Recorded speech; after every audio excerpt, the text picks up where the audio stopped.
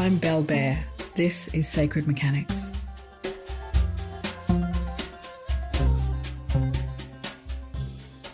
Great to have you here, and a very special welcome to anyone brand new to the show.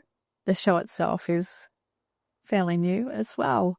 So I'm really stoked that you're here to come on this ride with me of exploring spirituality, shamanic work, spiritual awakening, little tips and tools, and also more deep dives into certain esoteric subjects, which is what we're doing today.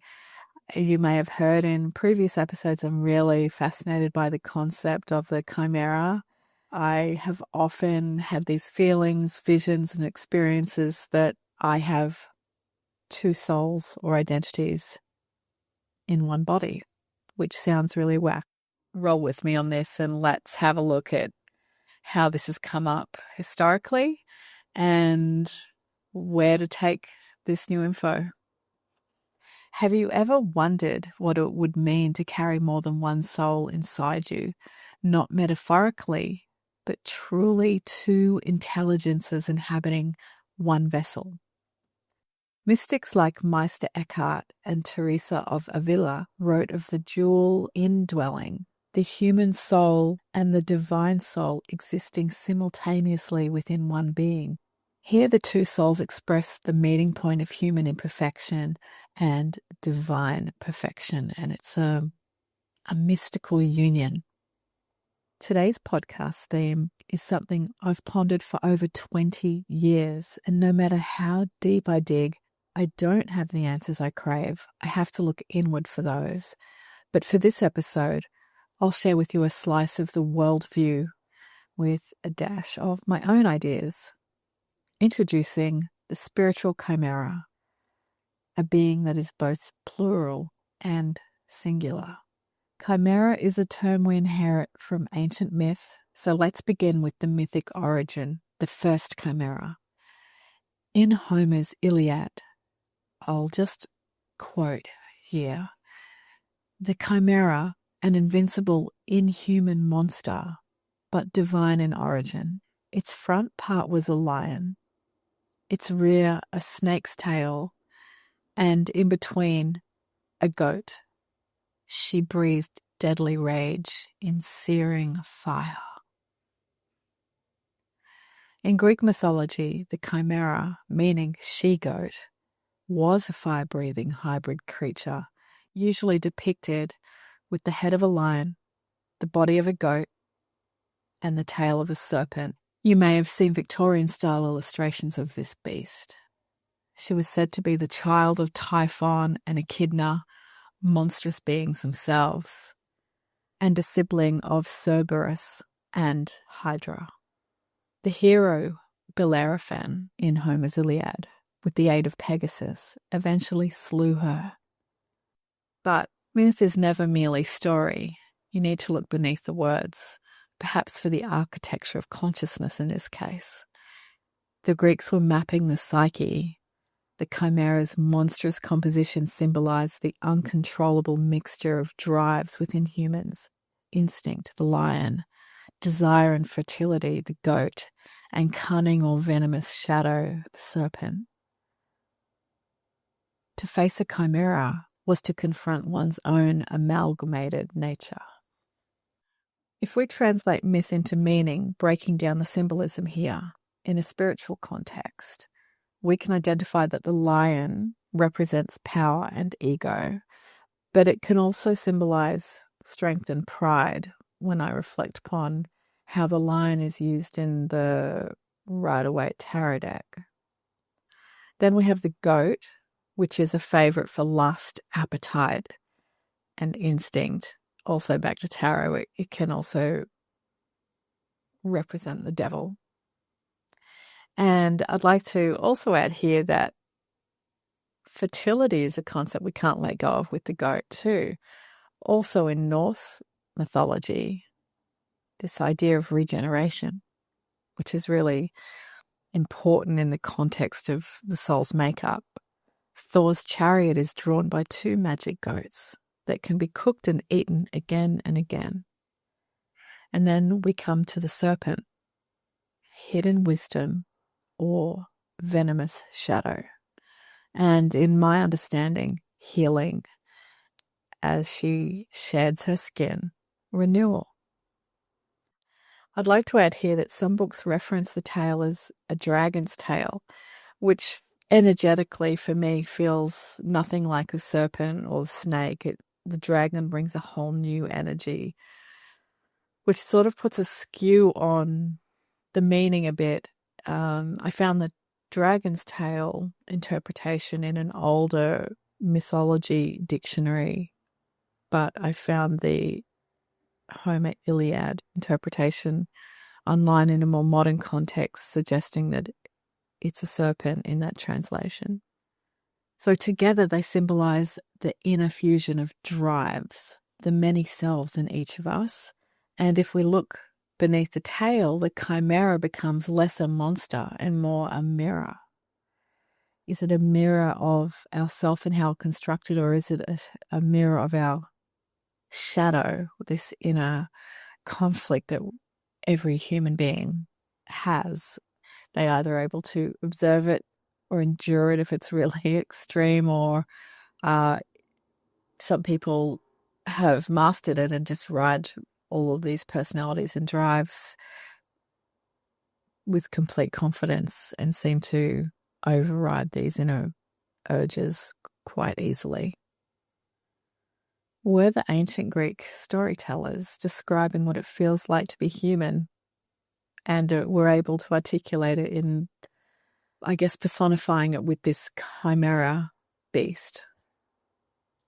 I love anything that takes these larger concepts and puts them in a picture or an image or a being of some sort. I really love symbolism and putting things into this more visual context that we can imagine in our mind's eye for ourselves in our own unique ways.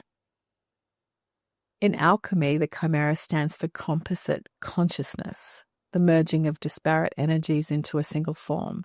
So the alchemists use hybrid beasts as metaphors, the sacred union of opposites. So in my understanding, the chimera can represent both the chaos before transmutation and the creative fusion that follows it. If we are shown a chimera in a dream, meditation or vision, could it be a sign of conflicting aspects of ourself? Conflicts like spiritual and mental, or rational and intuitive, or masculine and feminine. And are these aspects seeking integration if they keep coming up for us? We all know that there's a danger that lies in repression when we subconsciously deny one part and it erupts as the so-called monster, because there's only so long we can contain these sort of things, and we know this through the trials and tribulations of life and these inner turmoils that bubble under the surface. So there's a point where if we expend all our energy to contain things, this is when disease comes up, or fragments in our outer world as a reflection of our inner world. It's a bit, maybe it culminates into this concept of as above, so below. When we accept it, the chimera transforms from deep inner conflict to a symbol of mastery over our inner complexities. And this leads me to an area where I'll touch on ideas much closer to home for me in esoteric traditions, especially Hermeticism and Theosophy. The chimera also becomes a cipher for spiritual distortion. Elena Blavatsky used the term chimerical to describe the illusions born of the lower mind, false gods, projections, and glamour in the occult sense. Here, the chimera is not a real being, but an astral construct, a thought form so charged with emotion that it gains energetic shape, which comes with its own backlog of consequences and manifestations. And it's such a huge subject that could blossom out of this idea, but I'm not going to deep dive here, as tempting as it is, but I'll add that this connects with Tibetan tulpas, collective energetic entities created by human attention.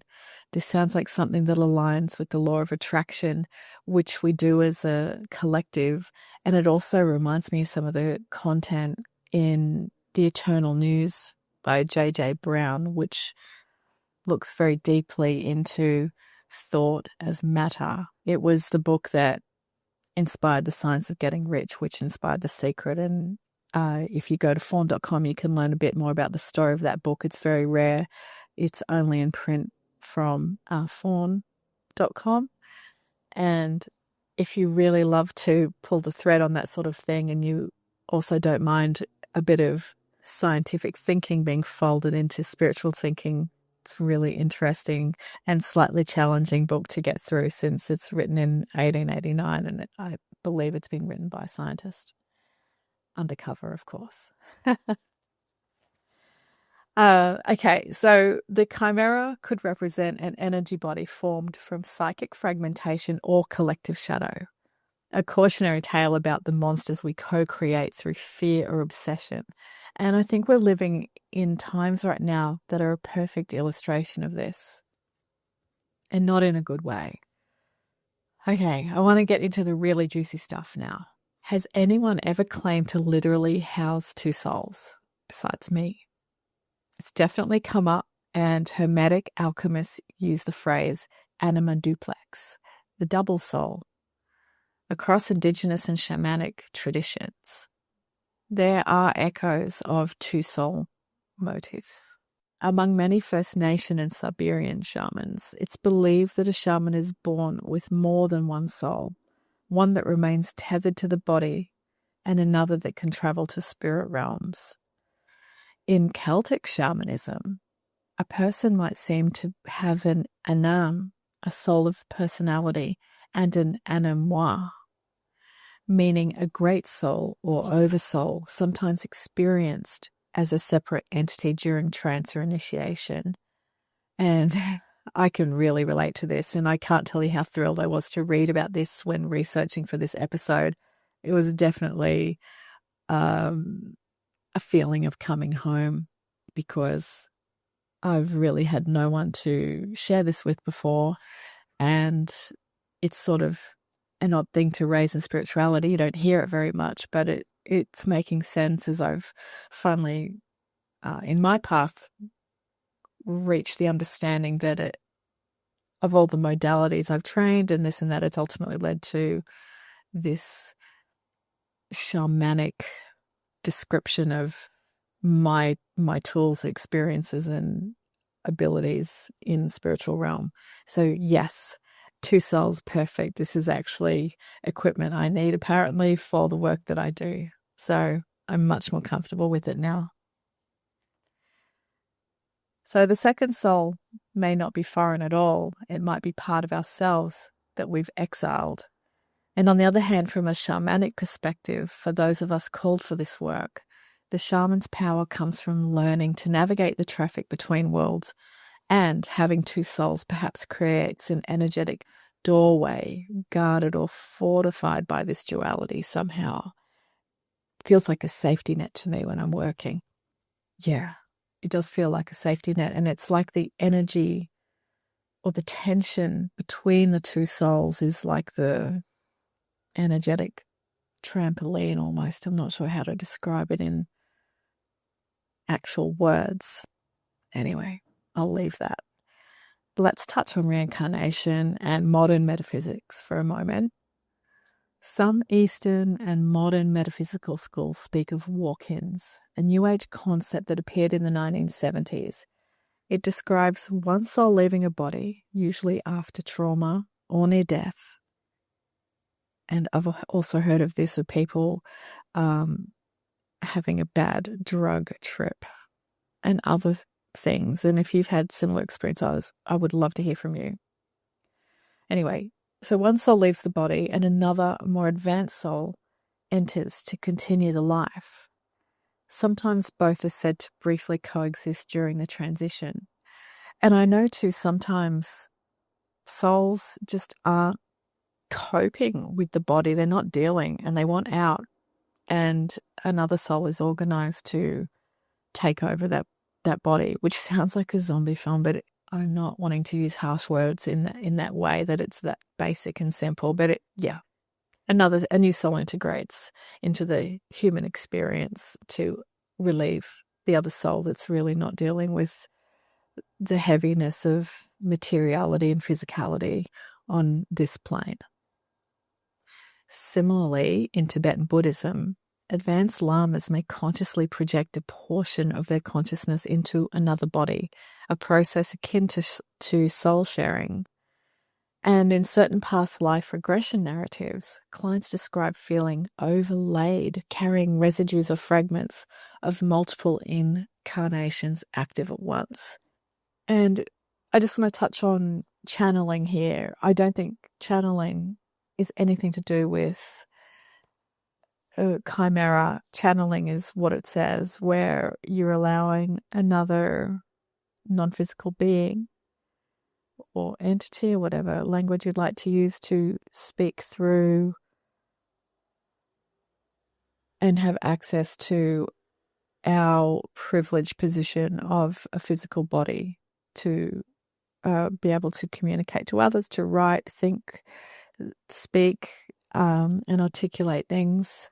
It's an important part of spiritual teaching, obviously, and many of us have moments where we just know information and guidance is coming through a sort of an informal channeled source and I think a lot of people experience this, where they find that they're telling someone exactly what they need to hear, and it feels so natural, the flow and the information. They don't know where it's coming from. They just open up and let those words spill out, and it's usually the most beautiful thing.